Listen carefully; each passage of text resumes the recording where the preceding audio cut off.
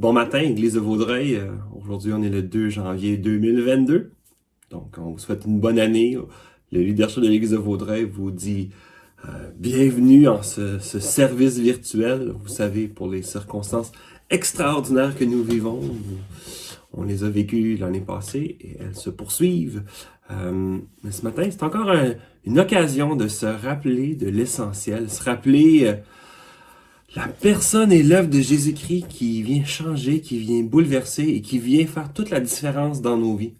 Je ne sais pas pour vous, mais dans cette année passée, qu'on a vu des gens autour de nous souffrir de la solitude, souffrir d'incompréhension devant des circonstances mondiales, eh bien nous, on peut garder nos regards en tant qu'enfants de Dieu sur le chef, le consommateur de notre foi. Jésus-Christ, il est le même hier, aujourd'hui et demain. Et c'est ce qu'on veut faire dans les prochains chants. On veut chanter à Jésus. Je vous invite à chanter que vous soyez dans vos salons, vos cuisines, vos salles de bain. Chantez à tue-tête, chantez en famille ces chants que Janice nous a préparés. C'est 4 de mes amis j'aurais jamais l'occasion d'inviter toutes en même temps un dimanche matin. Mais Christian Frappier va nous présenter le premier Grâce incomparable. Ensuite, Sébastien Korn va poursuivre avec un de ses chants. On ne le voit pas, mais on a ses paroles à l'écran. Et finalement, Sébastien et Jimmy Lahaye vont nous faire 2 chants. Mon Dieu, plus près de toi. Et l'autre, je l'oublie, mais vous allez pouvoir vous régaler, chanter ensemble. Je vous invite à vraiment chanter avec une attitude de prière, une attitude où est-ce que vous vous concentrez sur les paroles. Et encore une fois, un bon dimanche. On va aussi écouter par la suite Richard Roule qui va nous donner la parole. Un message de circonstance, Romains 14. Comment on peut pas perdre de vue l'essentiel dans ces temps où est-ce que on peut vite être distrait ou prendre des voies d'accotement. On veut vraiment garder nos yeux fixés sur Jésus, sur son travail que nul autre pourrait opérer chez vous et moi. Il n'y a pas d'application, il n'y a pas de rendez-vous médical qui peut traiter le problème du péché. C'est le Seigneur Jésus qui est venu ici-bas. Oui, on a célébré avec Noël, mais encore plus, dans quelques mois, on va repenser à la Pâque, non seulement le début de l'histoire de la venue de Jésus, mais même l'aboutissement, le plus haut point où est-ce que Jésus va payer pour vous et moi nos péchés, nos offenses. Il s'est chargé de, encore une fois, toutes les accusations qui nous étaient portées vers nous. Et c'est pour ça qu'on commence avec ce chant. Quelle grâce incomparable. À bientôt.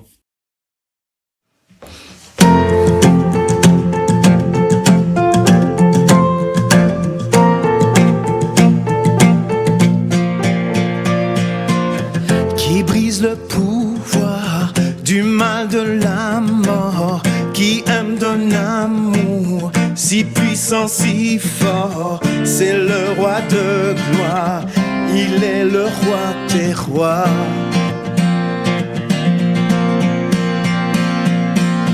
Qui secoue la terre par un saint tonnerre, qui nous émerveille par tant de mystères, c'est le roi de gloire, il est le roi des rois.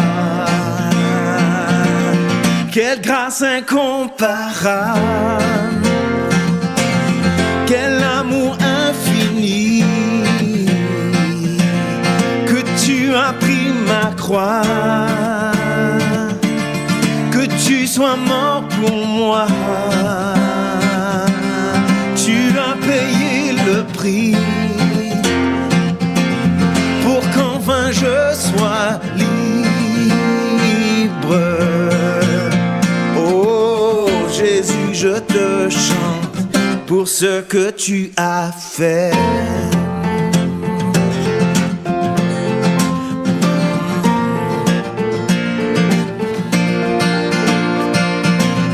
Qui ramène la paix dans la confusion, change les orphelins en fils et en filles, c'est le roi de gloire, il est roi des rois, qui règne sur les peuples dans la vérité, brille comme le soleil de tout son éclat, c'est le roi de gloire, il est le roi des rois.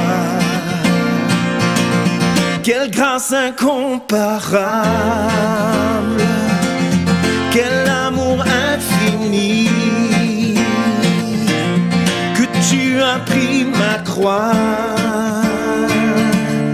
que tu sois mort pour moi.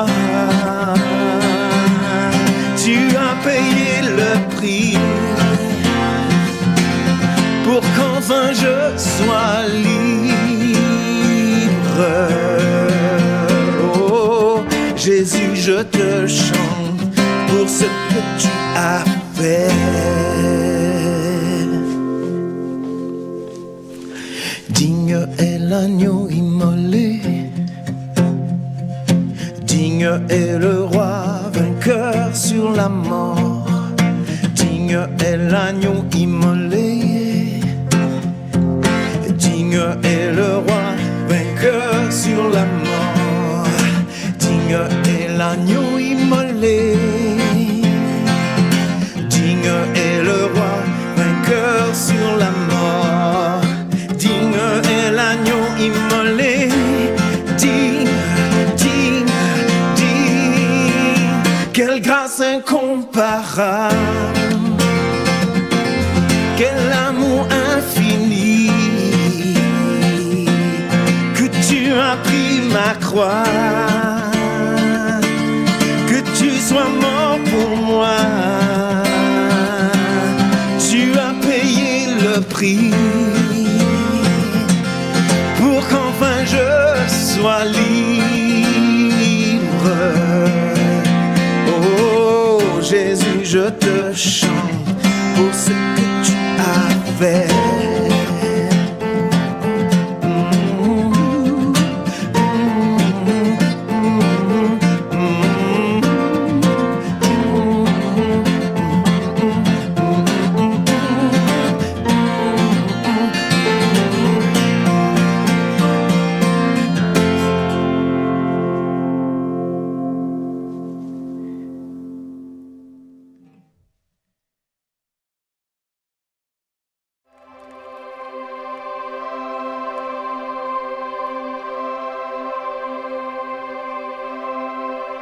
Dans la joie quand le soleil m'inonde, sur les monts où ta présence abonde.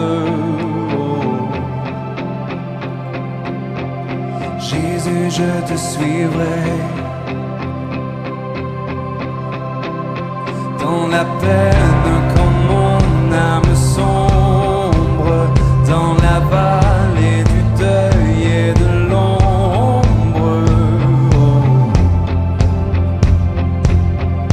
Je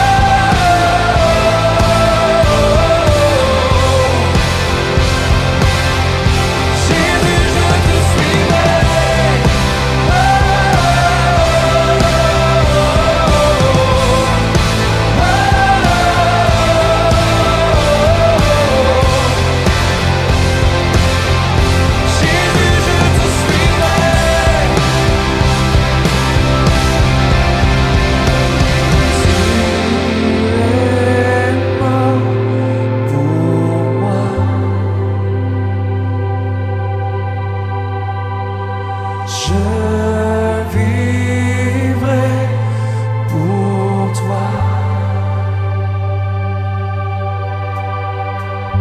Car tu es mort pour moi. Je vivrai pour toi. Tu t'es offert, tu as souffert pour me sauver.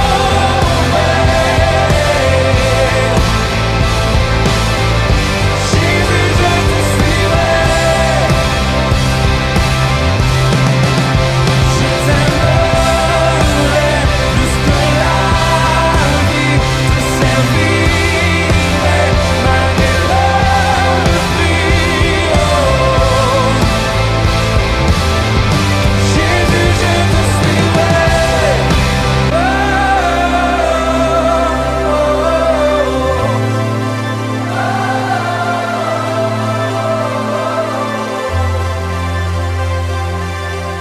Jésus, je te suivrai.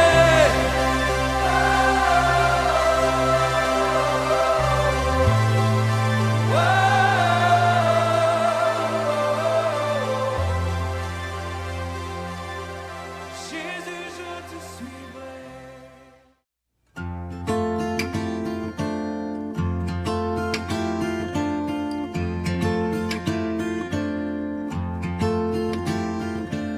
Mon Dieu, plus près de toi, plus près de toi, c'est le mot de la foi, plus près de toi.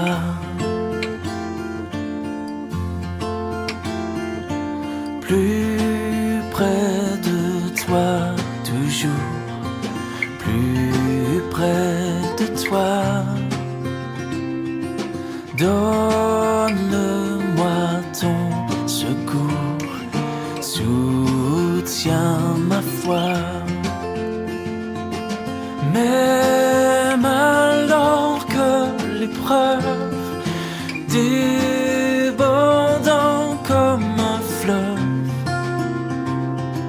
me rapproche de toi, plus près de toi.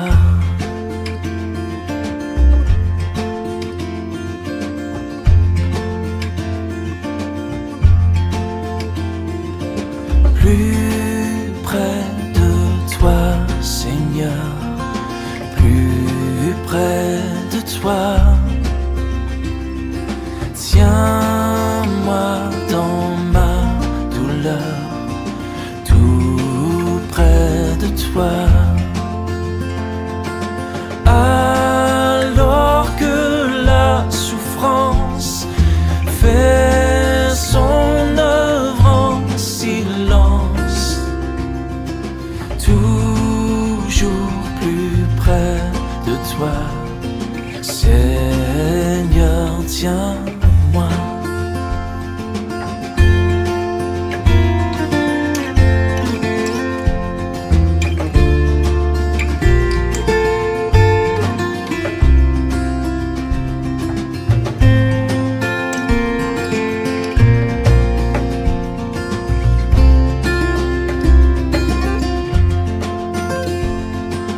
Mon Dieu, plus près de toi, dans le désert, j'ai vu plus près de toi ton ciel ouvert. Pèlerin, bon courage, ton chant brave l'orage. Mon Dieu, plus près de toi, plus près de toi. Oui, pèlerin, bon courage, ton chant brave l'orage.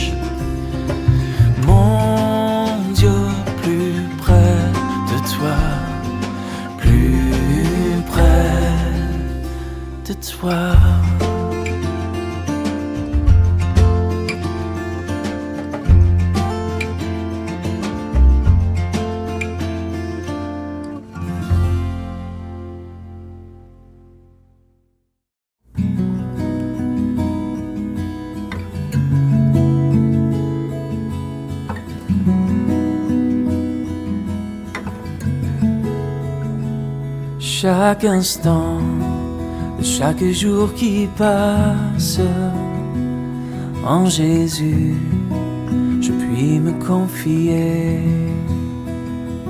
Cet ami que jamais rien ne lasse me soutient, c'est me vivifier.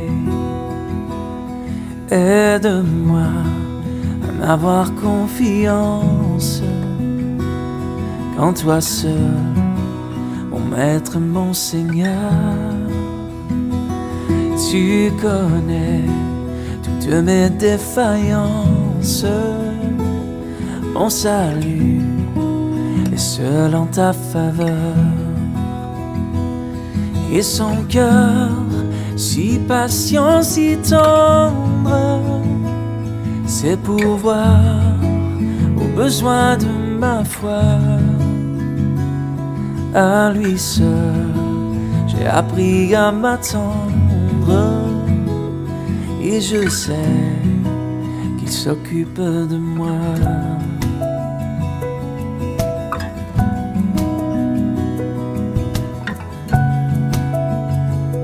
Prends ma main, tiens-moi quand je chancelle. Le chemin est sombre et rocailleux. Oh, permets que je te sois fidèle. Conduis-moi jusqu'au séjour des cieux. Et son cœur, si patient, si tendre, c'est pourvoir aux besoins de ma foi. À lui seul, j'ai appris à m'attendre, et je sais qu'il s'occupe de moi.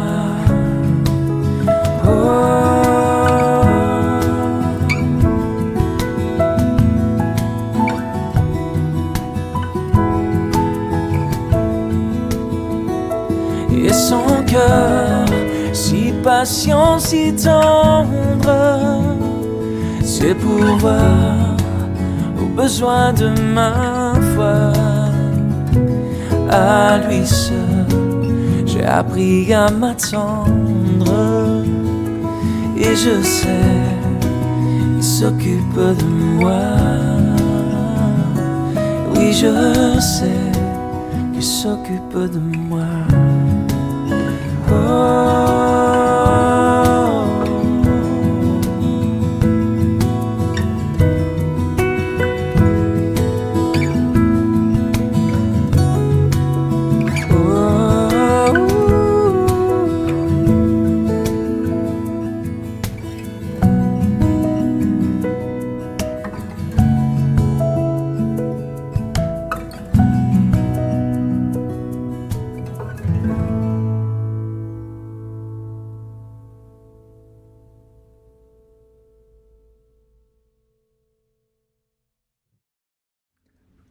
Bonjour frères et sœurs bien-aimés, c'est bon de se voir sur vidéo. On ne peut pas en présentiel actuellement, mais au moins on a cette possibilité.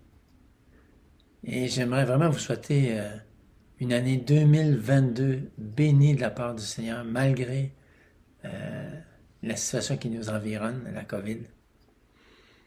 Dans l'Ancien Testament, il y avait une bénédiction qui était prisée par les Israélites, celle que le souverain prêtre donnait à son peuple. Et on peut se la dire les uns les autres. Je vais vous la dire ce matin. Ça dit dans le Nombre 6, 25, que l'Éternel fasse luire sa face sur toi et qu'il t'accorde sa grâce. Que l'Éternel tourne sa face vers toi et qu'il te donne la paix. Wow, c'est une belle bénédiction, la paix de Dieu dans ces temps qui ne sont pas faciles. Merci Seigneur pour ta paix. Alors ce matin, on va traiter un sujet délicat. J'ai choisi comme thème, c'est que faire lorsque nous avons une mésentente sur une question que le Nouveau Testament ne semble pas trancher, ou même sur des sujets qu'il ne traite pas directement. Qu'est-ce qu'on fait quand on discute des sujets controversés, comme la COVID ou le vaccin, et qu'on n'a pas des avis semblables? C'est pas évident. Il y a beaucoup de sujets comme ça. Les chants d'adoration modernes. Est-ce qu'on utilise des chants modernes ou des plus vieux cantiques? Comment est-ce qu'on loue physiquement quand on loue le Seigneur? Est-ce qu'on lève les bras ou pas? Est-ce qu'on utilise la batterie dans les cultes de célébration à l'Église? Des bonnes questions. Le repas du Seigneur chaque semaine ou une fois par mois? Jus de raisin ou vin? Du pain sans levain ou avec le vin? Tu me dis, hein, c'est quoi cette affaire-là? Ben oui. Dans une église où j'ai été pasteur, il y en a qui voulaient absolument célébrer le repas du Seigneur avec du pain sans levain. La dîme, est-ce qu'on donne la dîme ou on donne généreusement avec foi, sans payer la dîme? Est-ce que c'est approprié de venir avec des jeans à l'église ou non? Est-ce qu'on doit allaiter nos enfants pour les femmes chrétiennes ou non? L'alimentation naturelle, le végétarisme, le végétalisme, toutes des pensées qui sont de plus en plus là. Qu'est-ce qu'un chrétien doit faire? Est-ce qu'on doit voter conservateur, péquiste ou libéral? Et devrions-nous nous faire vacciner? Et il peut y en avoir des dizaines d'autres, toutes sortes de sujets où la Bible n'aborde pas le sujet directement. Il y a des principes qu'on peut tirer, mais c'est des sujets qui peuvent être très controversés. Alors, on va regarder ensemble Romains 14, Romains 13. Ça nous présente des principes qu'on va pouvoir considérer au sujet du vaccin et du passeport vaccinal. Mais avant d'aborder le sujet, j'aimerais qu'on pense aux vaccinés ou aux non-vaccinés. Les positions par rapport au vaccin. Il est important de réaliser que tous ne sont pas dans la même catégorie. Ça va d'une couleur à l'autre, d'un spectre à l'autre, au niveau des couleurs.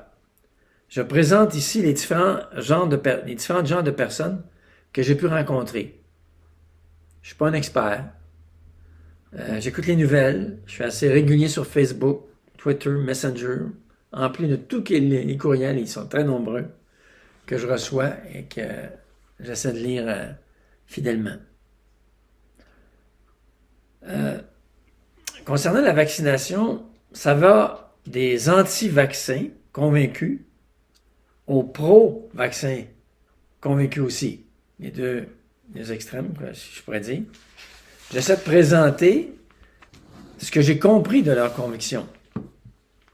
Ce que je présente, ce n'est pas ma conviction. J'essaie d'être objectif et mon but, c'est de démontrer qu'il y a des chrétiens dans chacune de ces 6 catégories que j'ai nommées, que je vais nommer. Premièrement, les anti-vaccins complotistes.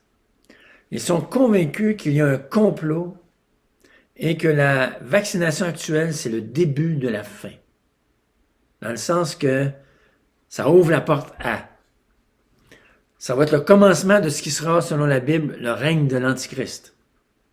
Un certain nombre sont chrétiens de complotistes. J'en ai dans ma famille. Ce sont réellement des chrétiens. Pour eux, le fait que les prophéties bibliques nous parlent d'un gouvernement mondial qui va persécuter les chrétiens leur donne confiance qu'ils ont raison. D'autres chrétiens, ce sont des anti-vaccins convaincus sur le plan de la santé.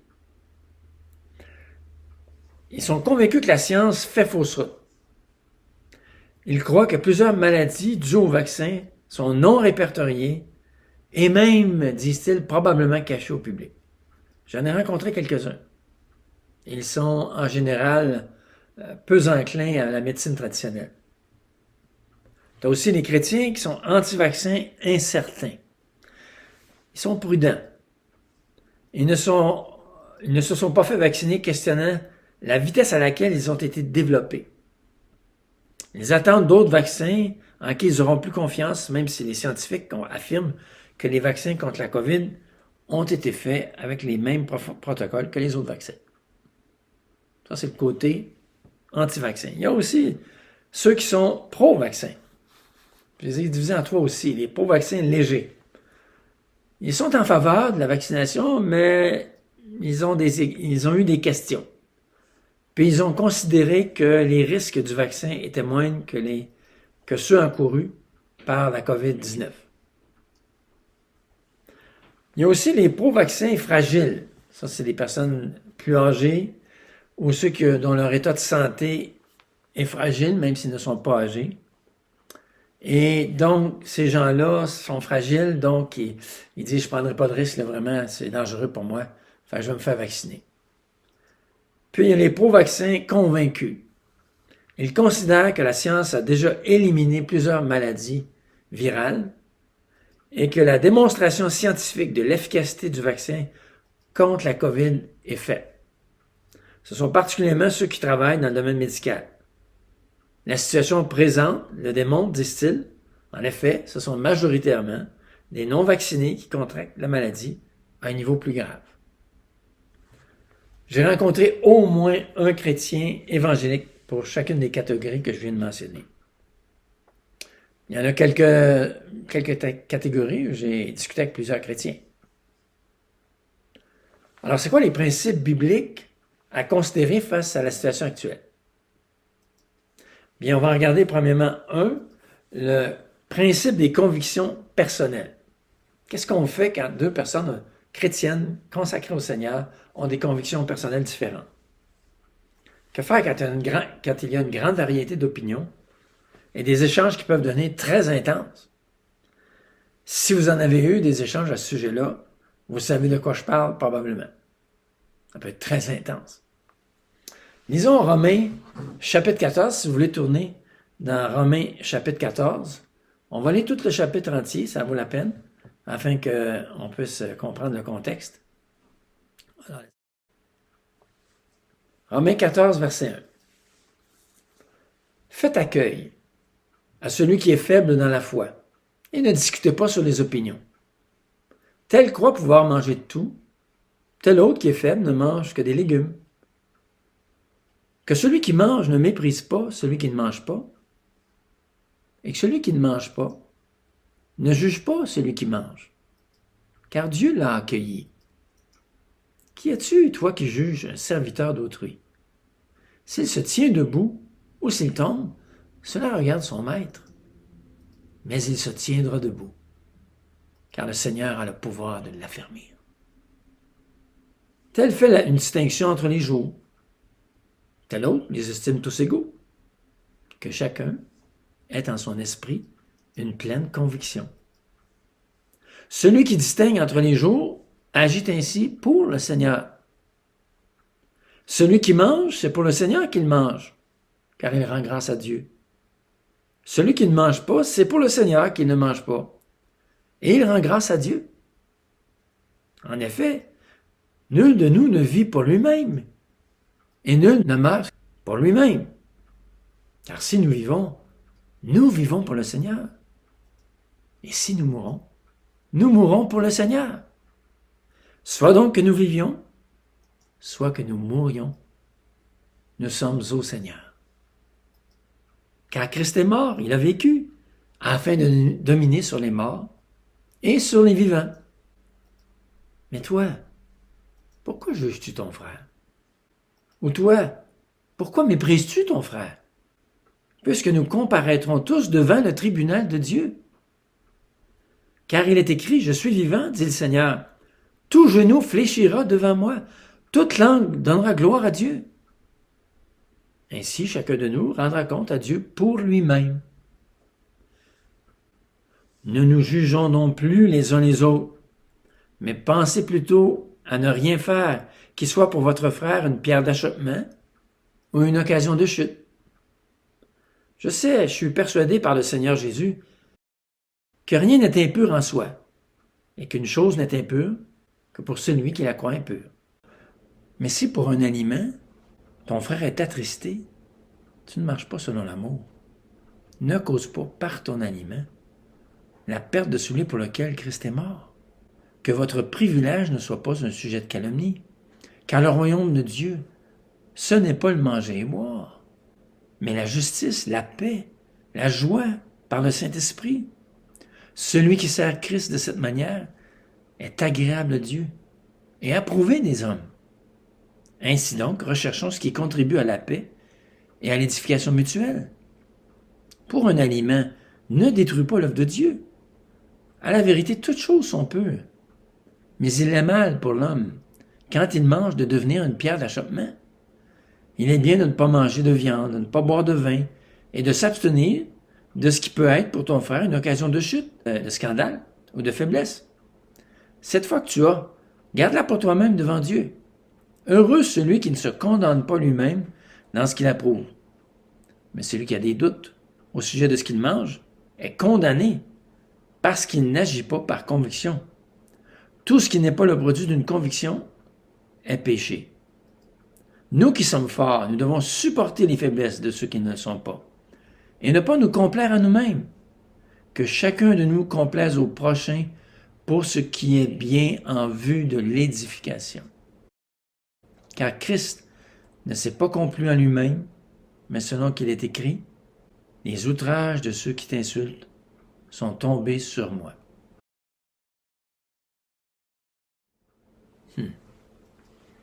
Alors, on va essayer de comprendre ce texte important qui va nous aider à savoir quel principe on doit utiliser pour comprendre la situation de la COVID.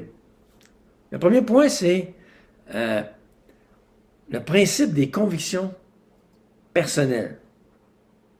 On a vu différents sujets qui amènent des convictions personnelles. Ici, dans Romains 14, c'est clair. On se dispute par rapport à l'alimentation. On se dispute par rapport à quel jour on devrait servir le Seigneur. Et Paul parle du fort et du faible. On va essayer de démêler ça. Qui est le fort, qui est le faible, d'après ce que Paul mentionne. Et ça va nous aider à comprendre le texte. Alors, on a fait un tableau. Et je remercie Janice d'avoir travaillé très fort là-dessus. On a fait un tableau. Et dans le tableau, on va à la gauche, c'est celui qui est fort, d'après Paul. Et à la droite, c'est celui qui est faible, d'après Paul. Et les exhortations qui sont adressées à chacun pour bien comprendre le texte. Donc, premièrement, 1. Le fort, dans le texte, mange de tout. Dans Romains 14, 2, il dit « Tel croit pouvoir manger de tout ». Et celui qui est faible, dans l'autre colonne, celui qui ne mange que des légumes est faible, il est déclaré faible. Donc, celui qui mange de tout est celui que Paul appelle le fort. Donc, le fort mange de tout. Le faible, lui, à votre droite, ne mange que des légumes. Romains 14, 2. Tel autre qui est faible ne mange que des légumes. Il a le sentiment de pécher contre Dieu en mangeant des viandes sacrifiées à des idoles. C'est ça le contexte. On ne parle pas de végétarisme ici.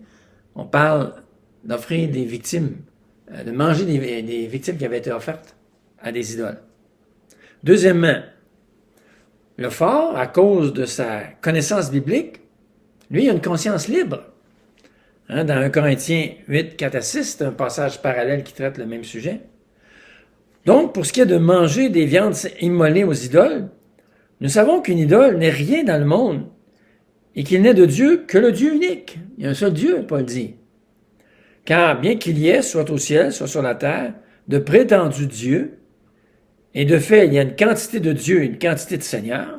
À l'époque, c'était ça, un peu comme aujourd'hui en Inde.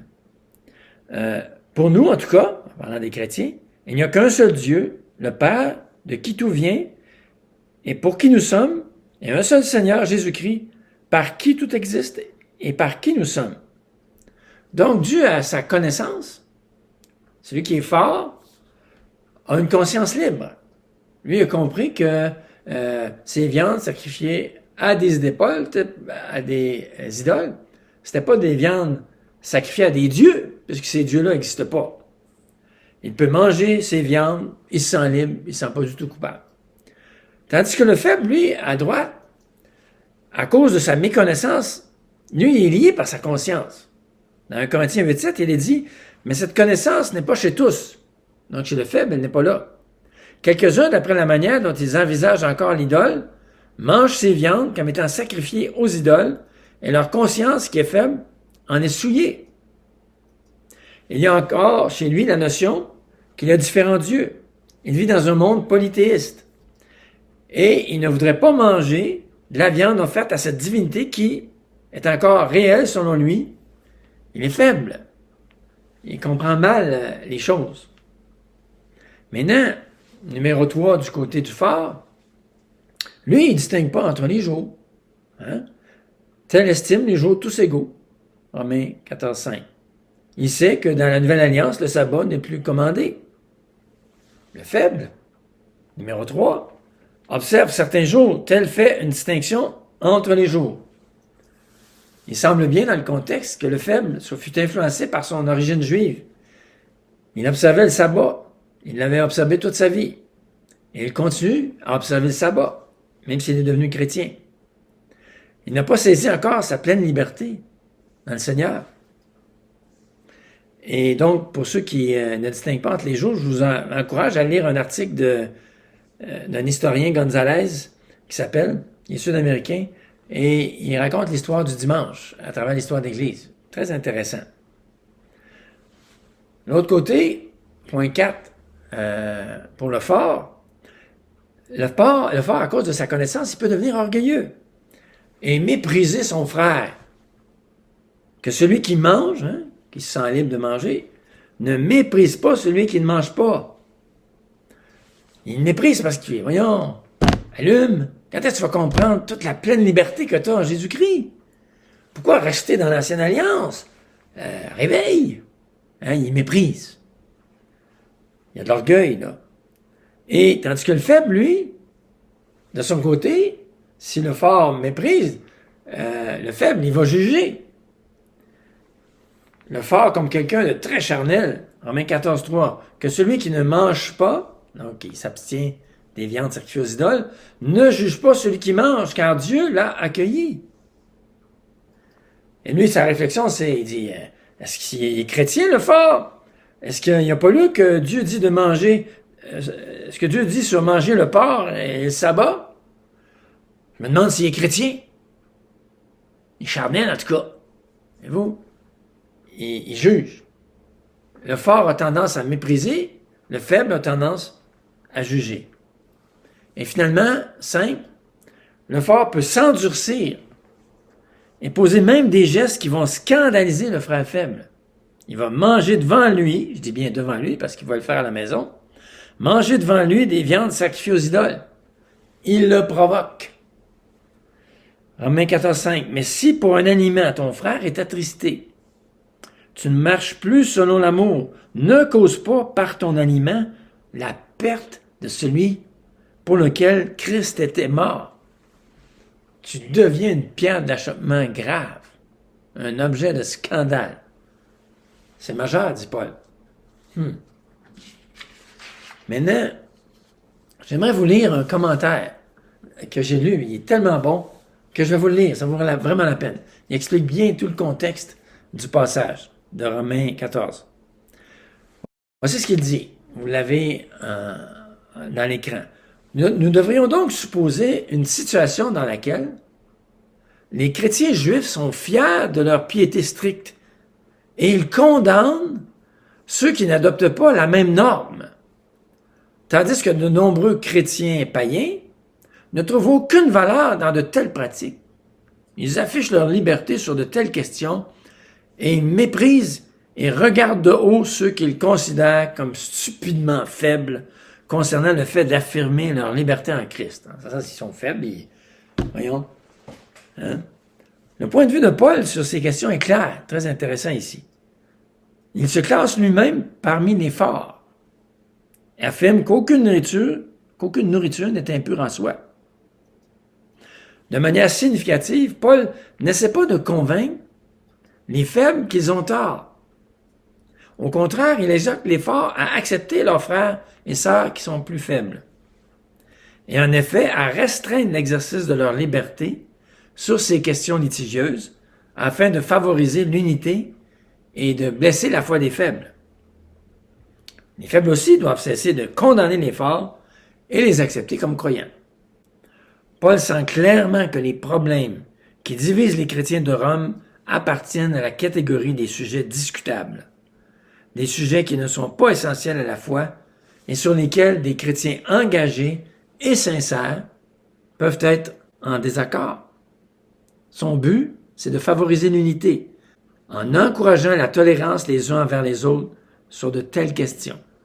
Alors que les problèmes ont changé, l'Église moderne a souvent été tragiquement divisée de la même manière sur des questions non essentielles.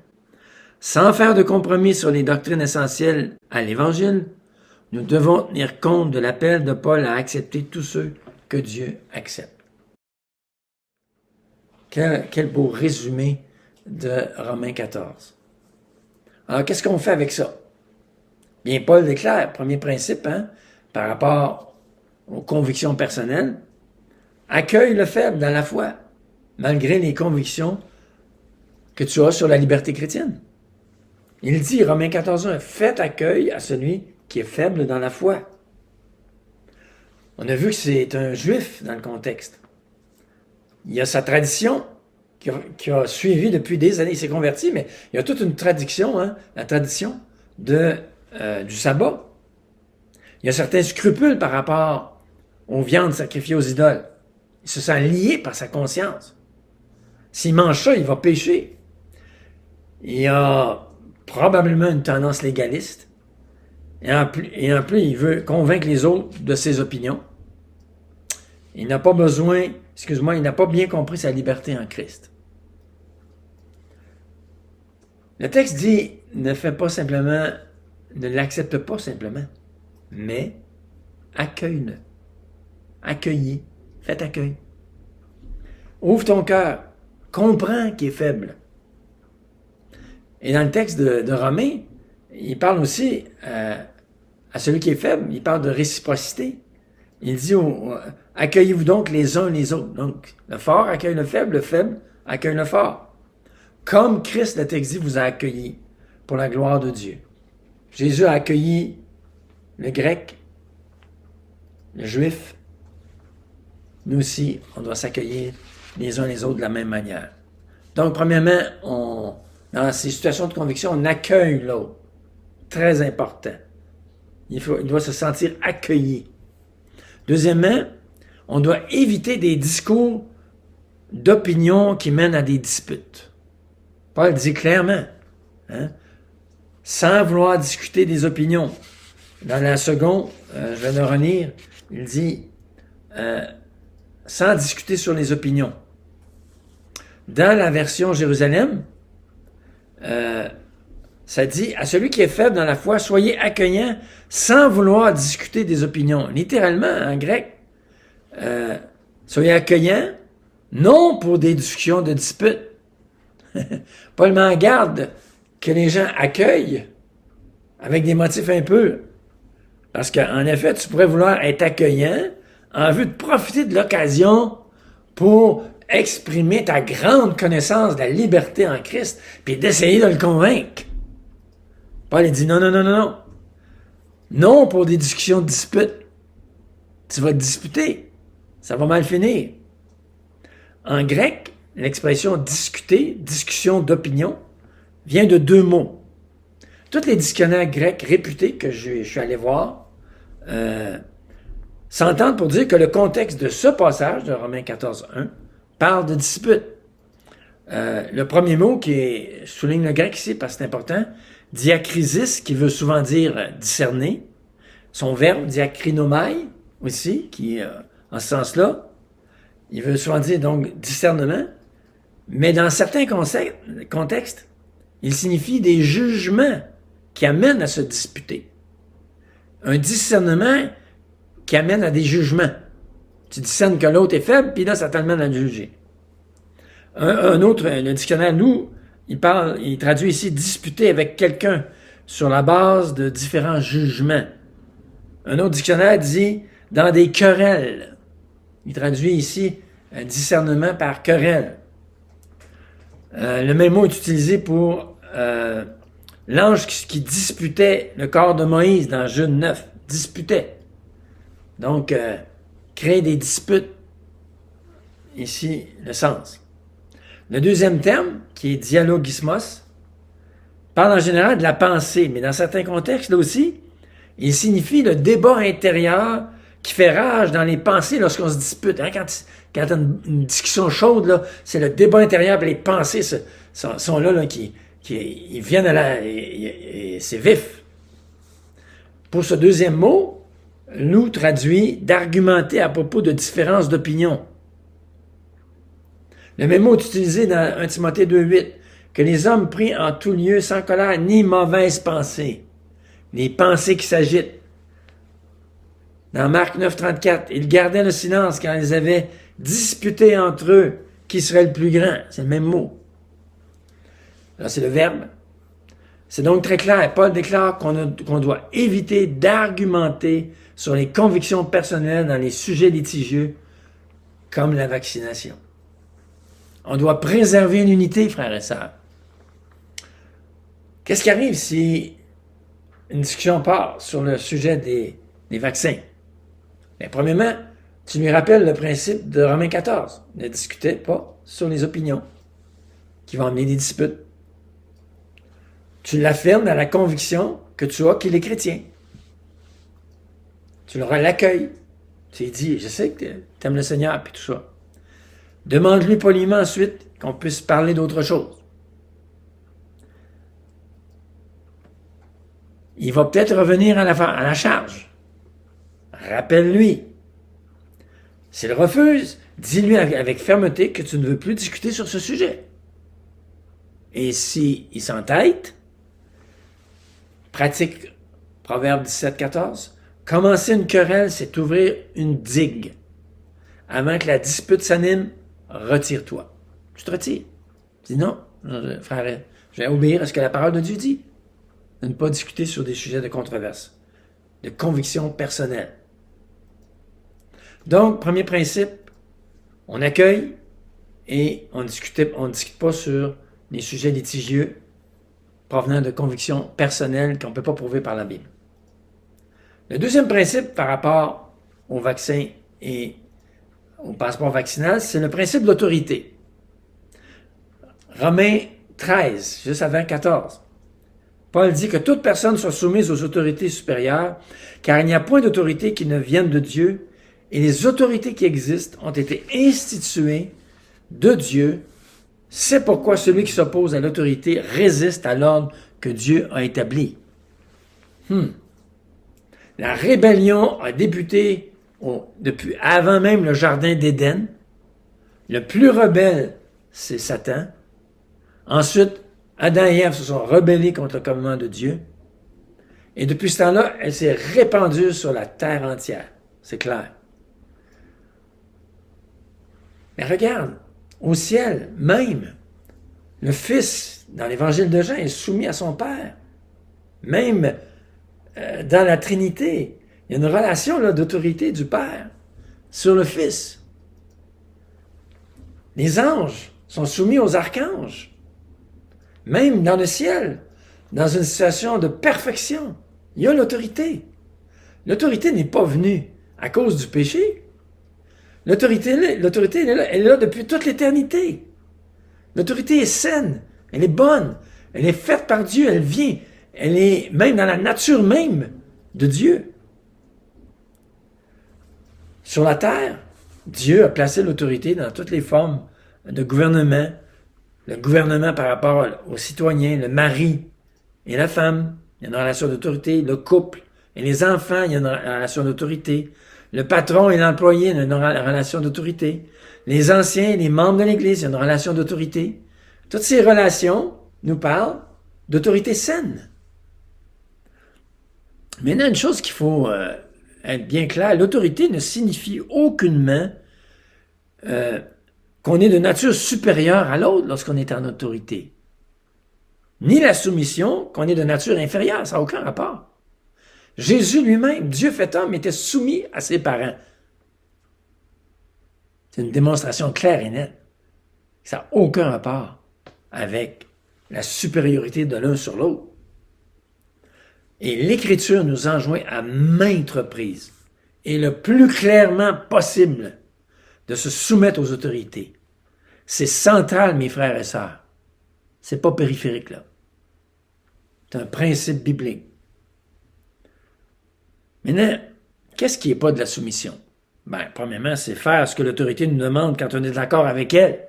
Hein, si tu dis à ton fils, « Hey, ce soir, on va veiller ce soir. » Il va dire « Yes, youpi! » Il va être bien content. Pourquoi? Parce que tu lui demandes de faire ce que ça lui plaît. Ce que n'est pas l'autorité, c'est se résigner. Se résigner, c'est pas de la soumission. Dans la soumission, la volonté plie volontairement à celle de l'autre. Hein, dans la série de Chosen que j'étais en train d'écouter, que j'aime pas mal, on voit à quel point les Juifs du Nouveau Testament trouvaient difficile la taxation des Romains. Et Paul leur dit aux chrétiens, payez la taxe, à qui vous devez la taxe.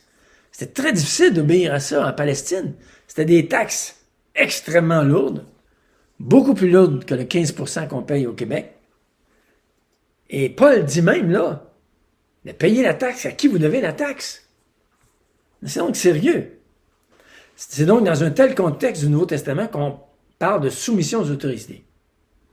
Les décisions de désobéissance civile sont des décisions majeures. On doit déterminer si leur obéir est vraiment de désobéir à Dieu.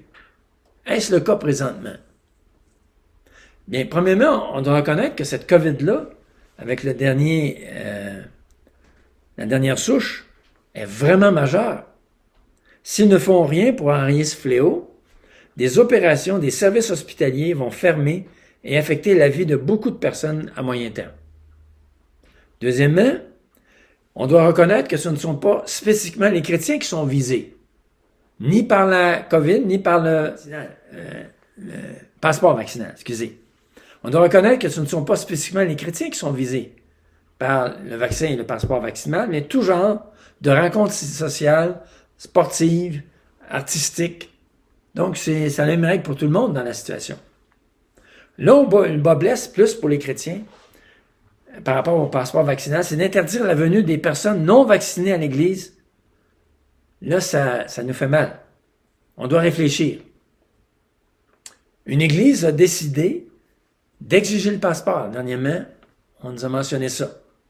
Une autre a demandé aux non-vaccinés convaincus dans leur conscience qu'ils doivent assister aux réunions, parce que tu peux être une conviction de ne pas avoir le vaccin, mais pas seulement une conviction que tu devrais assister au culte pendant la période de la pandémie. Donc, je parle ici que des bénévoles qui sont dans leur conscience doivent assister aux réunions et ils vont demander à ces bénévoles-là, le dimanche matin, de servir, puisque le gouvernement actuellement ne les oblige pas à avoir le passeport. Alors, priez pour votre comité de déconfinement et pour votre conseil des anciens qui se pencheront sur la question mardi qui vient. Donc, on a vu le premier principe. Éviter de discuter sur les opinions dans les sujets litigieux et d'accueillir.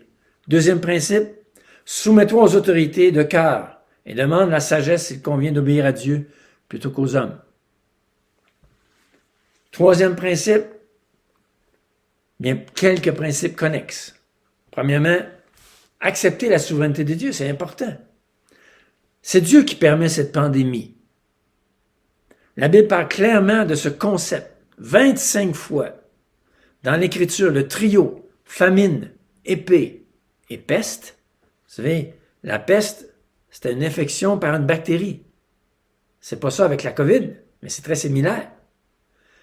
Donc, le trio famine, épée et peste se retrouvent ensemble dans un même verset, 25 fois, pour décrire les jugements de Dieu. Un exemple, il dit « Quand j'envoie contre Jérusalem mes 4 châtiments terribles, l'épée, la famine, les bêtes féroces et la peste, pour en exterminer les hommes et les bêtes. » Ici, c'est clair. L'épée, la famine, la guerre, la famine, la peste, c'est des jugements divins sur un peuple. On ne comprend pas toujours qu'est-ce que Dieu est en train de faire, mais la Bible est claire là-dessus. Et Jésus, quand il parle de ces situations-là, des catastrophes naturelles comme la COVID, Jésus dit que quand un drame de cette sorte arrive, c'est le mégaphone de Dieu. Qu'est-ce que Dieu dit dans son mégaphone? Repentez-vous. Dans le texte de Luc 13, 3 et 4, c'est ça que Jésus dit. Il parle de la méchanceté humaine à son paroxysme avec Pilate, qui a tué des Juifs, qui a mêlé le sang de leur sacrifice à ces Juifs-là. C'est cruel. Et il parle d'une tour qui est tombée sur 18 personnes. Jésus dit, c'est le mégaphone de Dieu qui dit à tout le monde, repentez-vous. C'est Dieu qui est en train de dire à l'humanité, le jugement s'en vient. C'est le temps de se repentir. Maintenant, toi qui connais ça, as-tu accepté que c'est Dieu qui bouleverse nos valeurs par la COVID? Ta frustration contre les autorités ne serait-elle pas une frustration, en fait, déguisée contre Dieu? Une bonne question. Je ne parle pas de ne rien faire contre la COVID et d'être fataliste ici, de dire « Ah, Dieu est puni, puis c'est tout ». Non, c'est Jésus qui déclare que Dieu avertit tout homme par ses cataclysmes. Et pourtant, c'est le même Jésus qui, sur terre, eut la compassion comme nul autre. Il aimait vraiment, il guérissait, et il touchait même les lépreux. Et s'il y avait eu de la lèpre, ils auraient touché, ils auraient guéri de la lèpre. Donc, principe, accepte la souveraineté de Dieu. Essaie d'apprendre ce que Dieu est en train de te dire à travers ça, dans ton attitude. B, un autre principe, parmi les principes connexes, obéir à Dieu en aimant notre prochain comme nous-mêmes. Jésus dit, aime ton prochain comme toi-même, Matthieu 19, 19. Donc, protéger des gens qui nous visitent, particulièrement les plus vulnérables, les personnes âgées ou les non-vaccinés, comme si nous étions nous-mêmes vulnérables. C'est un principe biblique, très important. Ensuite, peut-être abandonner ton droit en vue du bien commun. Dans 1 Corinthiens 6, 7, Paul dit, c'est déjà certes un défaut d'avoir des procès les uns avec les autres parmi vous. Pourquoi ne souffrez-vous pas plutôt quelque injustice?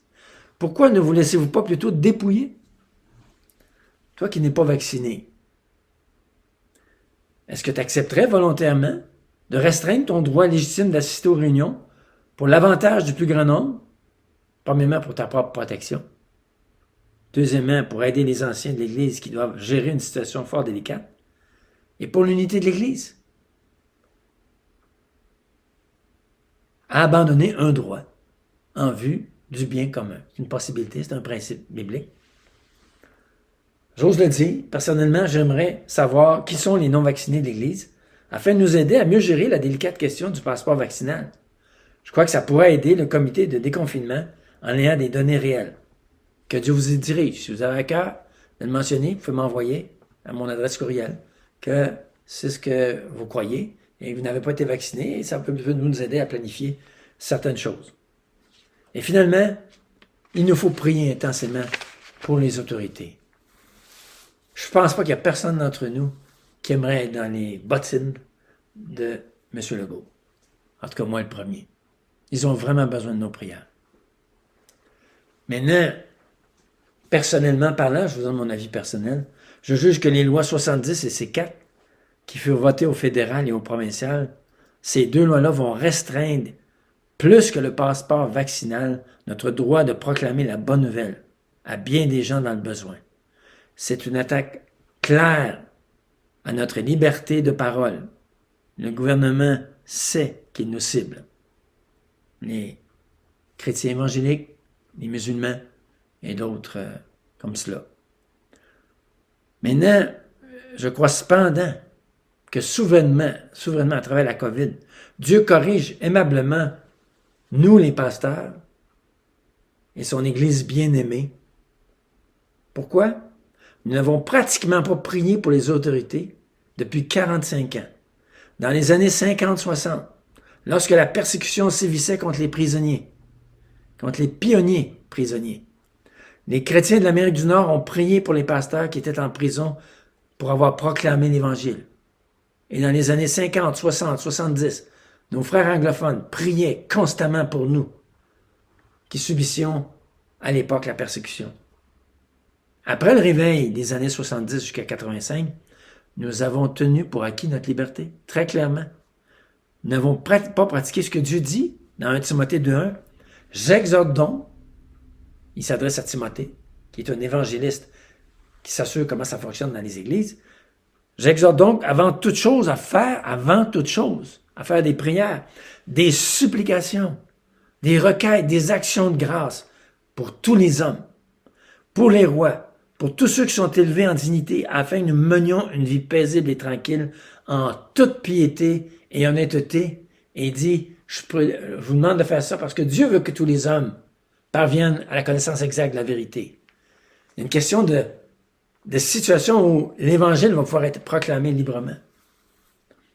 Cette pandémie et ces restrictions de plus en plus grandes contre la liberté religieuse ne sont que le résultat d'un christianisme nonchalant qui a laissé l'ennemi prendre le dessus.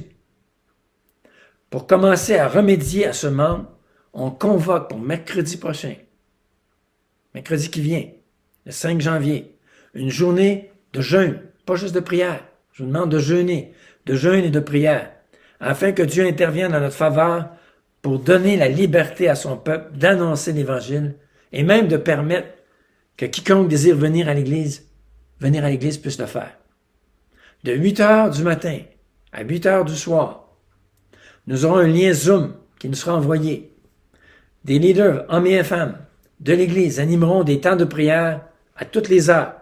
Donc, de 8 à 9, de 9 à 10, de 10 à 11, et ainsi de suite, jusqu'à de 7 à 8. Ils vont animer des temps de prière à toutes les heures. Donc, exemple, si tu places ton nom, tu penses à venir à 8 heures, pour prier de 8 heures à 9 heures, tu te joins au groupe vers 7h50, 10 minutes avant l'heure fixée. Et si tu t'inscris à une autre heure, disons qu'à 11 heures, ben, tu essaies de pénétrer à 10h50, juste avant le début de l'heure, pour qu'on commence à l'heure. Et on va vous envoyer des sujets de prière pour prier pendant cette heure-là, ensemble en Église. Longueuil a annoncé une journée de jeûne et prière. J'ai encouragé notre directeur général à encourager les églises à susciter des journées de jeûne et prière. Pas nécessairement les mêmes dates, mais que les églises, l'une après l'autre, puissent prier. Oh, frères et sœurs, c'est vraiment important, vous savez. C'est pas périphérique, là. Paul dit avant toute chose de prier. Est-ce que tu contestes plus que tu pries? Est-ce que tu chiales plus que tu pries contre le gouvernement? C'est pas correct.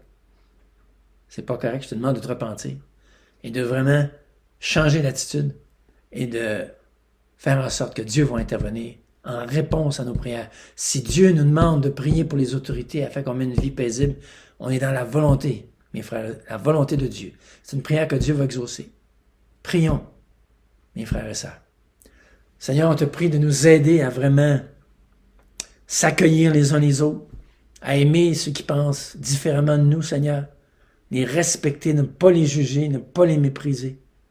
On te demande également, Seigneur, une nouvelle attitude face aux autorités.